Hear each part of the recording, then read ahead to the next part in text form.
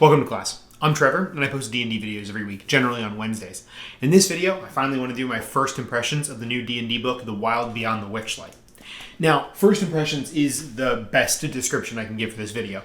I'm not going to do a deep dive.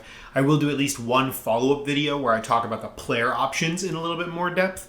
But for this video, I want to just go through what is contained in this book and then what I thought about it. So let's jump into it. Now, the first section of this book is the introduction, and this is where some of the player options are contained. After that, we have a large chunk of the book dedicated to the adventure itself. Now, it's broken up into a couple of separate parts. There's the carnival, there's hither, thither, and yon, and then there's the palace. But those sections all comprise the adventure, which, like I said, I'm not going to go into a ton of depth, partially because if you're watching this and you're a player, it would spoil the adventure itself, and I'd rather not do that. Then the last parts of the book cover magic items, and then factions as well as creature stat blocks, although for all intents and purposes, those are similar. The factions are stat blocks, they're just stat blocks for different groups that appear throughout the adventure. So starting from the beginning, I really adore the introduction of this book. I like how they encourage you to get players interested in partaking on this adventure. I love the fact that they give two different options for how players could start in this game. One is more of a typical quest giver style, and the other one really encourages a lot more role playing. I love the player options, which I'll get into in a future video. And there's a lot of resources in this book that really opened my eyes to things that I could be doing better as a DM, even if I'm not going to run this adventure or I'm not running this adventure right now, right? For example, the carnival. I'm not going to go into all of the details of the adventure, but the carnival is incredible. The fact that there are handouts and role-playing cards and a tracking sheet all provided at the end of the book. And the carnival has mechanics for different carnival games, and it is a lot of fun, and it leans into pretty heavily role-playing being the pillar of this book. If I had to think or name the pillar that this book depends upon the most, it would be role-playing. It would be that social interaction element. This is, and you've probably heard this already, this is the first published supplement or published adventure that can be completed without combat at all. Now, I don't think most tables are going to approach it that way, but just the fact that that was an option, it seems really great. I really enjoy that. On that note, it also, to me, seems like this book was almost designed for streamers. I don't know if that's actually accurate, but it seems like the theater kid equivalent of D&D. And part of that is just the Feywild itself and what they're allowed to do with the Feywild. It doesn't feel as much like sword and board sorcery, although there's a lot of elements there too. It just feels so, fun. And it doesn't seem to take itself too seriously. I really enjoyed the tone of this book and the writing style of this book quite a bit. Now, let's get into something that I'm not the biggest fan of, and that's clarity.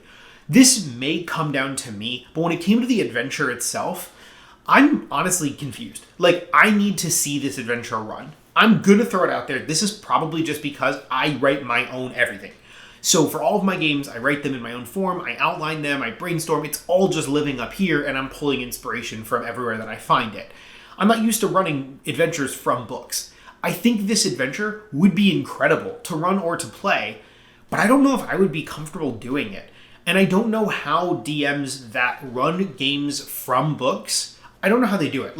I'd really love to talk with DMs who are more accustomed to running published material, because my mind doesn't work that way. I can do one-shots or one-room dungeon style stuff, because I feel like there's a lot of flexibility there, especially something that's this heavy in role-playing.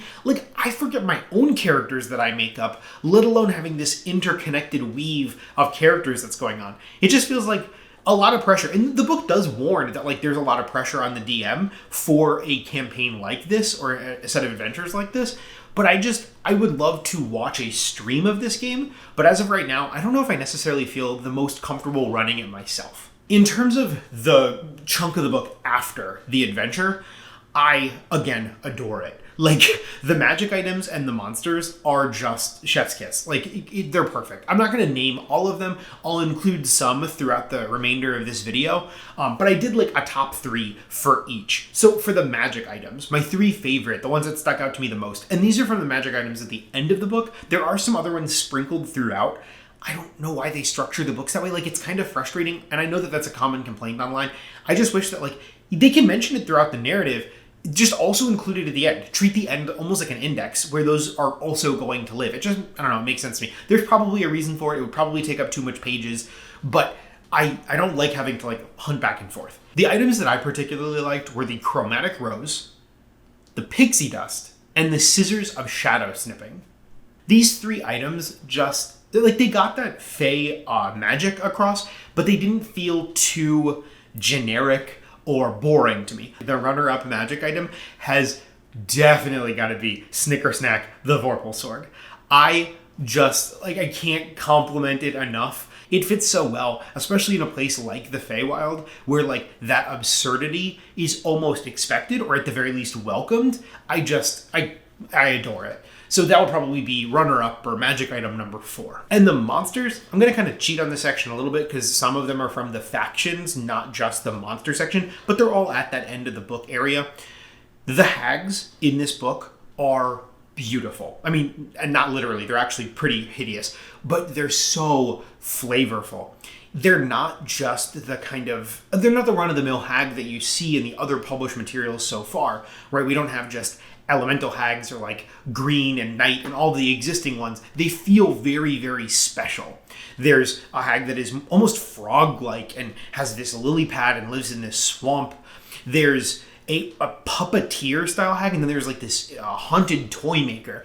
I just love them. Like, legitimately, they are creepy, and my players are already in the Feywild, and they're already on the wrong side of a hag coven. I don't really know how you get on the right side of a hag coven, but I am planning on using these hag stat blocks at some point in the future. I think they're just incredible. The other monsters that really spoke to me, I guess pun intended on accident, the Campestries, I'm probably pronouncing that incorrectly, but they're just little mushroom dudes. Not like myconoids.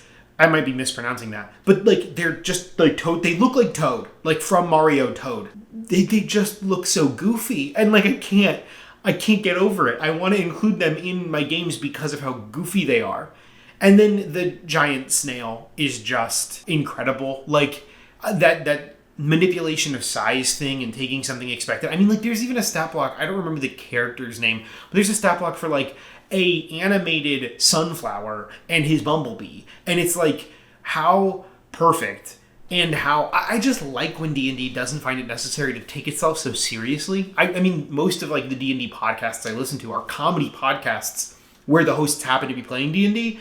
And I think this book and the Feywild setting lends itself to that kind of game really well. And these monster stat blocks sometimes lean into that too, which I really like. So really, that wraps up my impressions of Wild Beyond the Witchlight.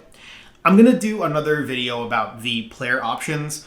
And when it comes to whether or not I think you should buy this book, I think that depends. Unlike a lot of the other books that I've reviewed so far on the channel, I think this one really depends more if you're going to use the adventure. Most of this book is the adventure, and if you're comfortable running an adventure or you want to challenge yourself to run one, I would say definitely pick this book up. If you're not sure, I don't know if there's enough player-facing content. Like, if you're a player, I definitely wouldn't pick this book up. I don't think there's enough in it for players to get it.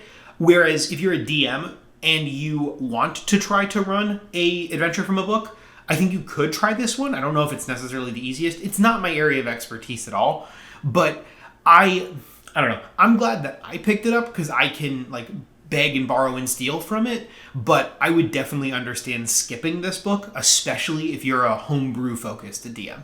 So those are my impressions of Wild Beyond the Witchlight. I can't wrap this up without saying that the art of the book is just absolutely gorgeous. And if you're looking forward to seeing what I have to say about the player options, please subscribe to the channel. If you like the first impression, throw a like. If you have any questions about Wild Beyond the Witchlight or anything else D&D, throw a comment in the comments down below. And as I always say, be safe. Make smart life choices.